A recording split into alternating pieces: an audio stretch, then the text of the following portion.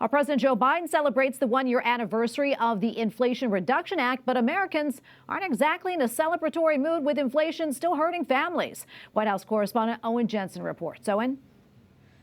Tracy, in a speech today, President Joe Biden said he is not declaring victory on the economy, adding there's more work to do and that things are turning around. His critics contend otherwise. In the East Room of the White House, President Joe Biden gathers with supporters to celebrate the first anniversary of his signature climate, health care, and tax law, the Inflation Reduction Act. And one of the most significant laws I think has ever been enacted, taking on the special interest and winning and winning.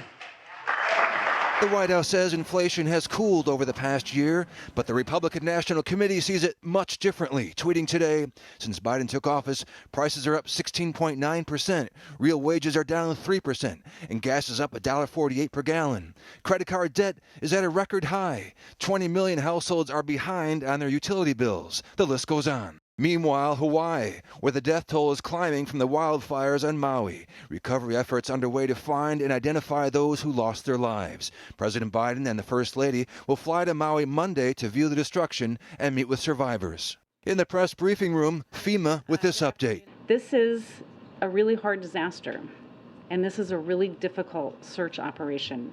Also today, former Vice President Mike Pence, currently running for president, tells an audience in Indianapolis, despite what the former president and his allies have said for now more than 2.5 years, and continue to insist to this very hour, the Georgia election was not stolen, and I had no right to overturn the election on January 6th.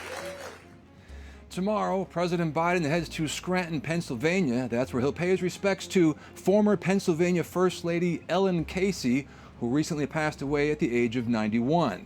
There will be a viewing at St. Peter's Cathedral. And also on the president's schedule tomorrow, a trip to Camp David. At the White House, Owen Jensen, EWTN News Nightly.